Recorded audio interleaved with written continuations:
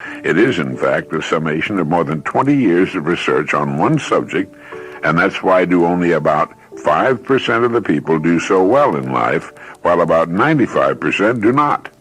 Now, the first thing I want you to understand, if you don't already, is that there is a way to live so you'll be successful every day of your life. Success is not a will-o'-the-wisp that comes to some and not to others because of fate and chance or luck. And if you've held this idea in the past, now would be a good time to get rid of it. Success in life can be predicted with absolute certainty. You can have the things you want, all of them. And you'll have them if you make these messages a part of your way of thinking, a part of your way of life.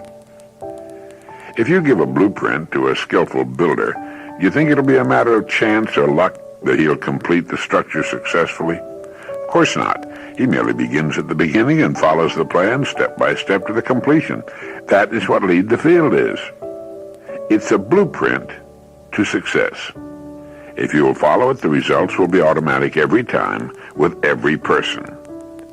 Now let's go to work with the first message of Lead the Field, the magic word. The experts call it the most important word in the language as far as results we get from life are concerned. The most important word in this or any other language. And the magic word is attitude. Attitude is defined as the position or bearing as indicating action, feeling, or mood. And it is our actions, feelings, or moods which determine the actions, feelings, or moods of others toward us, and which control to a surprising extent our success or failure. It is then our attitude toward life which will determine life's attitude toward us. Now, what does this mean exactly? Well, everything operates on the law of cause and effect. Everything we say or do will cause some effect. Now, we're charged with producing causes. The effects or the rewards of our actions will always take care of themselves. That's why I say success can be guaranteed and will come to us every time if we live in a certain way. Good attitude, good results. Fair attitude, fair results. Bad attitude, bad results. You see, each of us shapes his or her own life, and the shape of it's determined by our attitude, the attitude we hold most of the time. Sounds simple, doesn't it? But it's not quite that easy. For most of us, learning this new habit takes time, but once it's mastered, our daily lives will become as changed as if we walked out of a dark tunnel into the bright, clear light of day. A person with a poor attitude toward learning, for example, in school or afterward, isn't going to learn very much until he or she changes that attitude. Now, I know you can think of examples of this in your own life. If we take the attitude that we cannot do something, we generally will not do it. An attitude of failure, and we're whipped before we start. So we know then that what we receive from life, what we accomplish or fail to accomplish, is due in large measure to our overall attitude. William James of Harvard, the great psychologist, the father of American psychology, said the greatest discovery of his generation was that human beings can alter their lives by altering their attitudes of mind. To develop a good attitude toward the world in general, each of us must first develop a good attitude toward himself or herself. We can't give to others something we don't have. So it's the attitude we take generally toward ourselves which determines our attitude toward others, which radiates to the world around us. When you see people with a poor attitude toward others, you can be sure they have a poor attitude toward themselves. They don't like themselves very much. They're unhappy about something. A happy person reflects happiness in his or her attitude. A person with a poor attitude most of the time is unhappy and frustrated most of the time, and a human magnet for unpleasant experiences. When they come, as they must because of his or her attitude, they reinforce that poor attitude, thereby bringing more problems and so on. The person becomes a self-generating, doom-fulfilling cycle. But for the person with a good attitude, the same principle holds true in reverse, expecting the best, and that's what that person gets most of the time, the best. Now, why would a person persist in a poor attitude, expecting the worst? Well, we're so familiar with ourselves that we tend to take ourselves for granted. We tend to minimize what we can accomplish, the goals we can reach, and for some equally strange reason, we believe others can reach heights which we cannot. We tend to overlook the fact that there is an enormous undeveloped potential within each of us, a great reserve of talent and ability which we habitually fail to use. There are millions of human beings living narrow, darkened, frustrated lives, living defensively, simply because they take a defensive, doubtful attitude toward themselves and, as a result, toward life in general. Attitude is the reflection of a person. What's going on the inside shows on the outside. One's attitude is incalculably powerful. It can bring about marvelous results for us, but we must train it patiently day by day. Now, for just a moment, let's talk about people, successful people who go sailing through life from one success to another, and who, when they occasionally fail at something, shrug it off and head right out again. No matter what a person does, wherever you find a person doing an outstanding job and getting outstanding results, you'll find a person with a good attitude. These people take the attitude toward themselves that they can accomplish what they set out to accomplish, that achievement is the natural order of things, that there's no good reason on earth why they can't be competent and successful. They have a healthy attitude toward themselves, and as a natural result, toward life and the things they want to accomplish. Because of this, they achieve some remarkable things and come to be called successful, outstanding, brilliant, lucky, and so on. They're quite frequently no more brilliant or talented or lucky than the majority of the people by whom they're surrounded.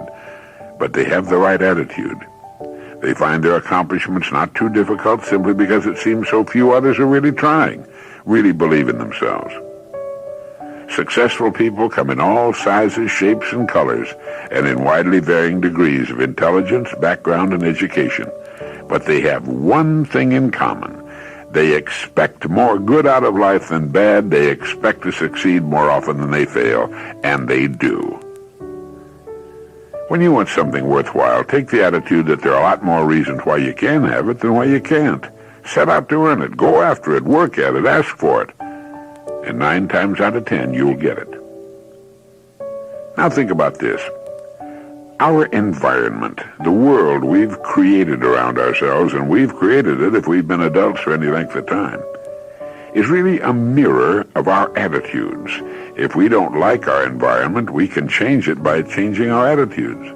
The world plays no favorites. It's impersonal. It doesn't care who succeeds and who fails, nor does it care whether we change or not.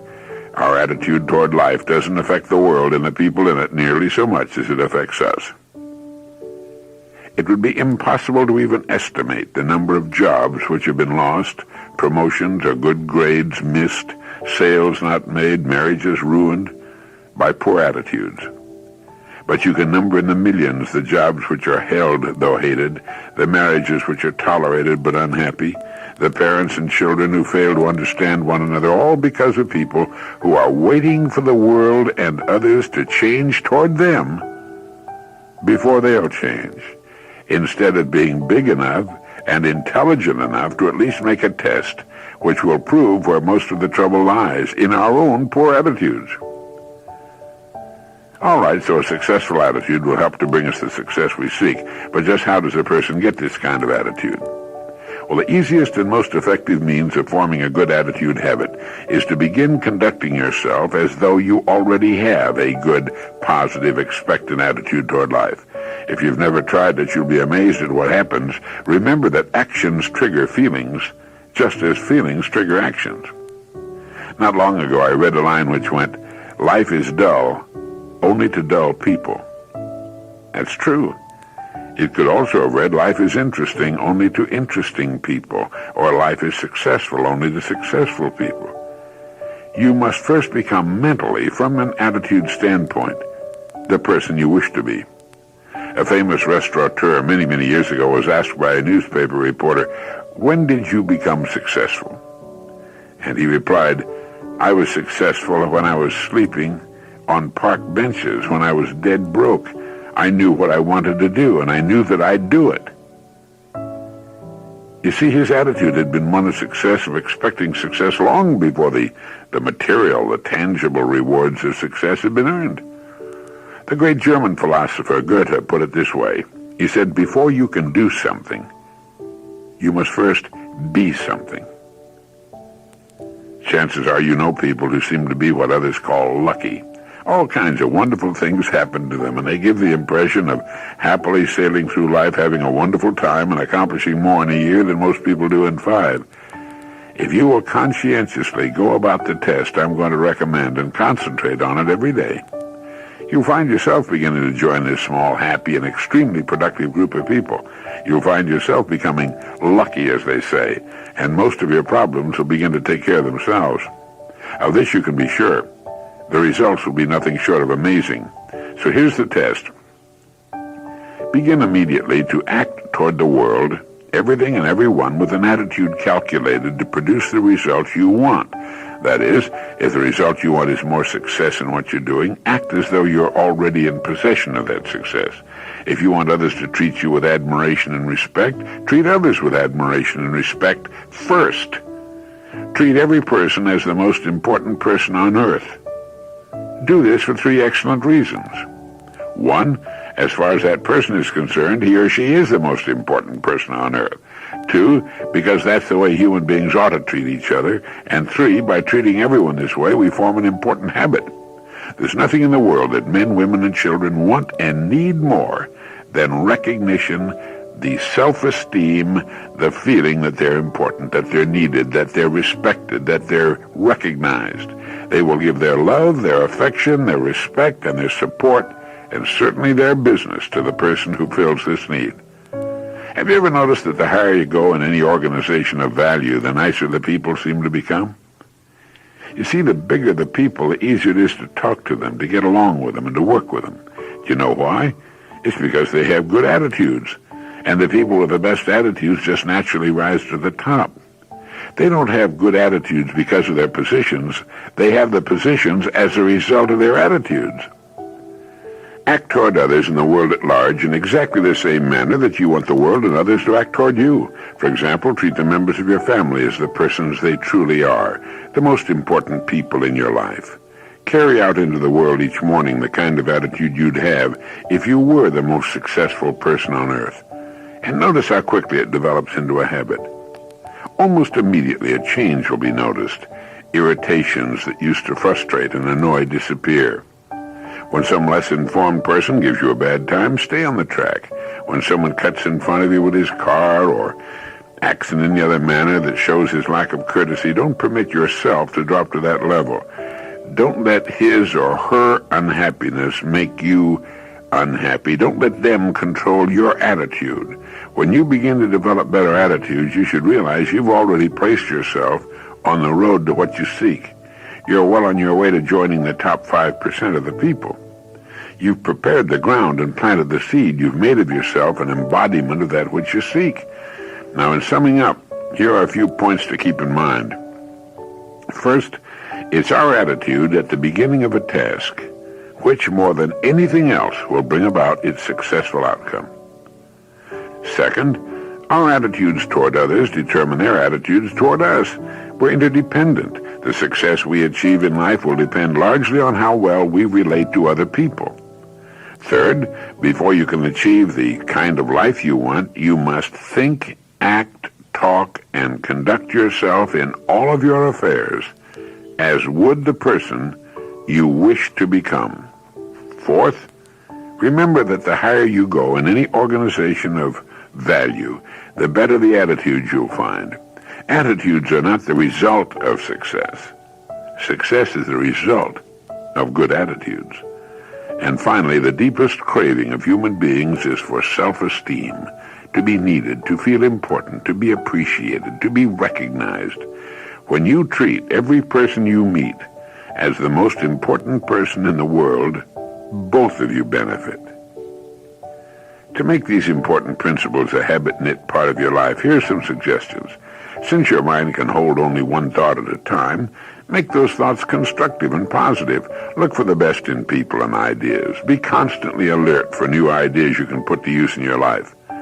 Don't waste time talking about your problems or your poor health unless you're talking to your doctor. It probably won't help you. It cannot help others. Radiate the attitude of well-being and confidence, the attitude of the person who knows where he or she is going. You'll find good things happening to you right away. And lastly, treat everyone with whom you come in contact, no exceptions, as the most important person on earth. Start this habit, practice it consistently, and you'll do it the rest of your life.